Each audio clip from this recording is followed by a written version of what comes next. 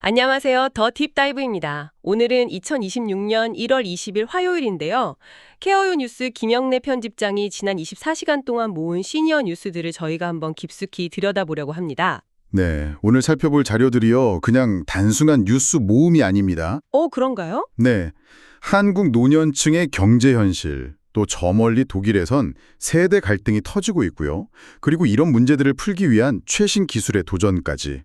이게 다 따로 떨어진 이야기 같지만 사실은 하나의 큰 질문으로 연결되어 있거든요. 하나의 질문이요? 그게 뭘까요? 바로 이겁니다. 초고령 사회에서 존엄한 노년을 지키는 사회의 책임은 어디까지인가? 이 질문이죠.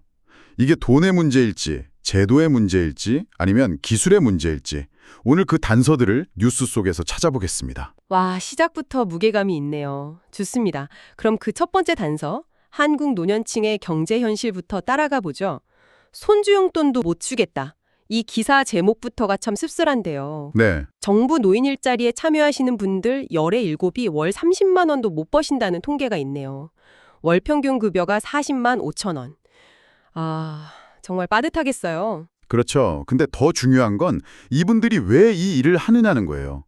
자료를 보니까 절반이 넘는 51.5%가 생계비 마련을 위해서라고 하셨어요. 용돈벌이가 아니고요. 네, 용돈 마련은 23.2%에 그쳤습니다. 그러니까 2배가 넘는 거죠. 이제 노인 일자리는 더 이상 사회활동, 용돈벌이 이런 차원이 아닌 거예요. 말 그대로 정말 먹고 사는 문제, 생존의 문제라는 게 여기서 딱 드러나는 겁니다. 그렇게 버신 돈은 주로 어디에 쓰시나요? 대부분이 식비 65%고요. 아니면 보건의료비, 정말 필수적인 곳에만 쓰이고 있었죠. 그런데 여기서 정말 아이러니란 어떻게 보면 흥미로운 지점이 나타나네요. 경제적으로는 이렇게 힘든데 오히려 일하는 노인이 일하지 않는 노인보다 더 건강하다는 결과가 나왔어요. 맞습니다.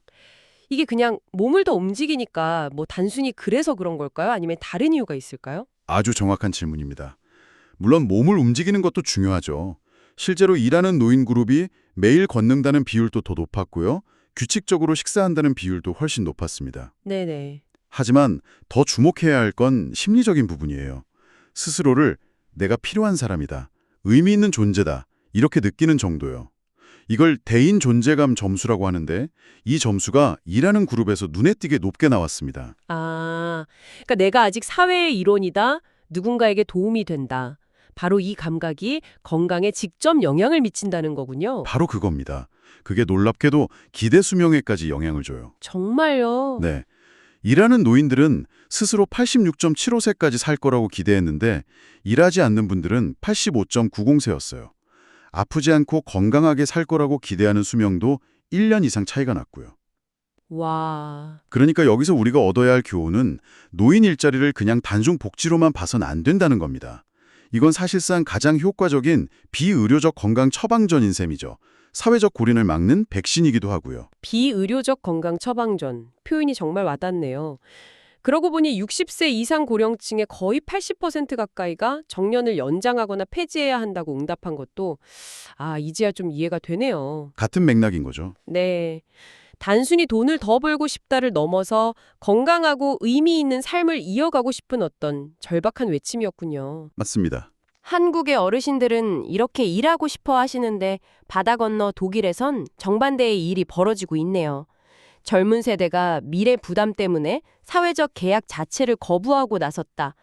노인연금 줄여 총드남라는 구호까지 나왔다고요. 이건 좀 충격적인데요. 네. 이게 예전의 반전운동하고는 성격이 완전히 다릅니다. 어떤 이념이 아니라 아주 차가운 경제적 실리주의에서 나온 저항이거든요. 경제적 실리주의요. 독일 Z세대의 질문은 이거예요. 연방 예산의 4분의 1이나 노인연금으로 쓰는 나라를 위해서 우리가 왜 희생해야 하지? 국가는 나한테 해준 게 뭔데? 라는 아주 냉철한 질문이죠. 국가로부터 받은 게 없다고 느끼는 세대의 반발이군요. 대학생 인터뷰를 보니까 학생들이 이기적으로 변하는 건 당연하다. 이렇게까지 말하네요. 심지어 정부가 월급 463만 원에 운전면허 비용까지 준다고 해도 시큰둥하다고요. 저도 처음 이 기사를 봤을 땐 요즘 젊은이들은 왜 이렇게 이기적일까라고 생각하기 쉬웠어요. 그런데 조금 더 깊이 생각해 보니까 이게 이기심의 문제가 아니더라고요. 그럼 뭐죠? 신뢰의 문제입니다. 내가 지금 내는 세금이 미래의 나를 지켜줄 거라는 그 사회적 약속에 대한 믿음이요. 그 믿음이 깨진 세대의 아주 합리적인 질문인 셈이죠. 기성세대를 위해 더 희생하라는 요구를 더는 못 받아들이겠다는 겁니다. 신뢰의 문제라. 그러네요. 미래에 대한 신뢰가 없는데 현재의 희생을 감수할 순 없는 거니까요. 이건 정말 독일만의 이야기는 아닐 것 같습니다. 그렇죠. 자, 독일 젊은이들이 미래의 부담을 이야기한다면 한국에서는 바로 지금 현재의 돌봄 시스템에 이미 구멍이 나 있습니다. 특히 이빨 빠진 통합 돌봄이라는 표현이 정말 뼈아프게 다가오는데요. 정말 이빨이 빠진 문제입니다. 초고령 사회에서 어르신들 구강 건강이요. 그냥 이가 좀 불편하다? 이 정도 수준의 문제가 아니에요. 아, 그런가요? 네. 음식을 제대로 못 씹으면 바로 영양결핍으로 이어지고요. 입안 세균이 기도로 넘어가면 흡인성 폐렴으로 이어져서 생명까지 위협할 수 있습니다. 정말 생존의 문제입니다. 그렇게 중요한 문제인데 오는 3월부터 시행되는 통합돌봄지원법에는 방문 구강 관리만 있고 실제 치과 치료로 이어지는 부분은 빠져 있다고요? 현장에서는 정말 답답하겠어요. 그렇습니다. 한 조사를 보면요. 치매 어르신의 70에서 80%가 당장 치과 치료가 필요한 상태예요. 그런데 거동이 불편하시니까 치과 문턱 넘는 것 자체가 거의 불가능한 현실이죠. 아, 한국노인복지중앙회 한철수 회장님이 지적한 것처럼 일본의 개호보험은 이미 구강관리를 포함하고 있거든요. 우리는 아직 거기까지 못 간 거죠. 요양보호사가 아니라 치위생사 같은 전문 인력이 직접 시설에 들어와서 치료할 수 있도록 길을 열어줘야 한다는 목소리가 높습니다. 신체 건강뿐만 아니라 마음 건강의 빈틈을 메우려는 노력도 보이네요. 정부가 자살 예방 대책을 50대 독거 남성이나 농촌 노인처럼 특정 그룹에 집중하기로 했다고요. 네, 이건 정책 방향이 더 정교해지고 있다는 아주 중요한 신호입니다. 예전처럼 모두를 위한 이런 포괄적인 대책이 아니라 통계적으로 가장 위험하고 취약한 고리가 어딘지 정확히 찾아내서 거기에 자원을 집중하겠다는 거거든요. 아, 핀포인트로 접근하는 거군요. 맞습니다. 문제 해결을 위해 메스를 더 날카롭게 벼리운 시도라고 볼 수 있죠. 그런가 하면 삶의 마무리를 스스로 결정하려는 움직임도 아주 커지고 있군요. 연명의료를 거부하겠다는 사전 연명의료 이양소 등록자가 320만 명을 넘었다니. 네, 엄청난 숫자입니다. 65세 이상 인구의 22%. 그러니까 5명 중 1명은 이미 등록을 마쳤다는 얘기네요. 네, 그 이유를 들여다보면요. 회복 가능성 없는 삶은 무의미하다. 그리고 가족에게 부담을 주고 싶지 않다. 이 두 가지 응답이 가장 많았어요. 이건 단순히 죽음에 대한 이야기가 아니라 어떻게 삶을 존엄하게 마무리할 것인가, 여기에 대한 사회적 인식이 얼마나 빠르고 깊게 변하고 있는지를 보여주는 중요한 지표입니다. 지금까지 들어보니까 경제 문제, 세대 갈등, 제도의 빈틈까지 정말 해결할 문제가 산더미네요. 좀 암울하게 느껴지기도 하는데 바로 이 지점에서 기술이 내가 해결사다 하면서 등장하는 것 같습니다. 네, 그렇죠. 기술이 이 간극들을 어떻게 메우고 있는지 한번 보죠. 가장 발빠르게 움직이는 곳은 역시 중국입니다. 아예 국가 차원에서 노인 돌봄 로봇 표준을 만들고 있어요. 서비스 로봇 커뮤니티 서비스, 노인 중심 설계 가이드라는 국가 표준을 만들고 있는데 이게 무슨 의미냐면요. 네, 어떤 의미죠? 돌봄 로봇을 더 이상 개인이 사는 가전제품이 아니라 도로 깔고 전기 공급하는 것처럼 사회 전체의 인프라로 보고 있다는 뜻입니다. 스케일이 다르죠? 사회 인프라로서의 로봇이라 구체적으로 어떤 역할을 하나요? 메디컬 시스템의 샤오마이라는 로봇은 우리 돈으로 한 1,060만 원 정도라는데 그만한 가치가 있나요? 일단 말벗이 되어주는 정서적 교감부터요. 혈압 체크 같은 헬스케어, 또 넘어지시는지 감지하는 안전 모니터링까지 다 합니다.